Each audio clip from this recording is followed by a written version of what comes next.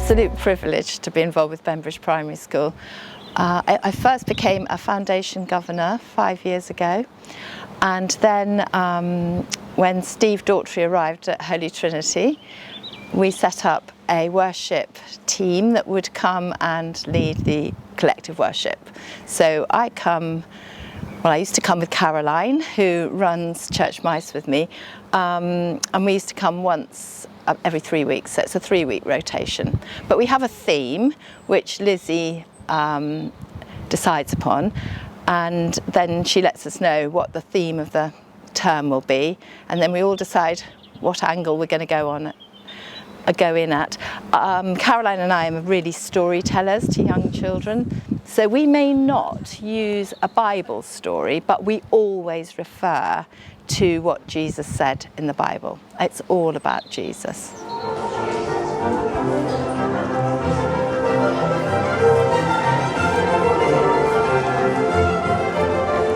So we decided to reenact the coronation, and I felt it was important that the children knew the symbolism of all the items. So the anointing and the structure of the service, so the presentation and the oath, and then the anointing, and then giving of the gold gifts, and of course then the crowning.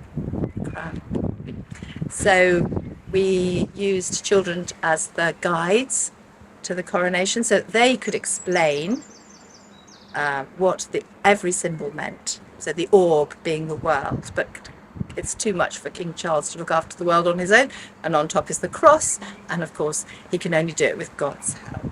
So we explained all of the symbolism, and Year 5 wrote some beautiful prayers, especially for the King, and we had a special song which was very nice. It was simple for the children to learn very quickly, but it encased the national anthem in it, which was very special.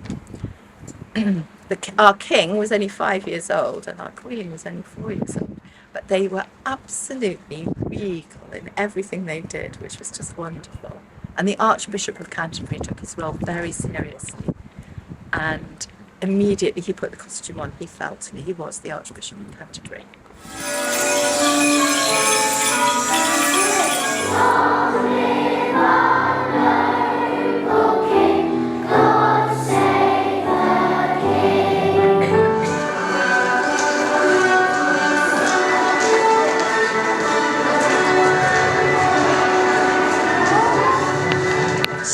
It's absolutely wonderful because the children are completely comfortable when they come to Holy Trinity.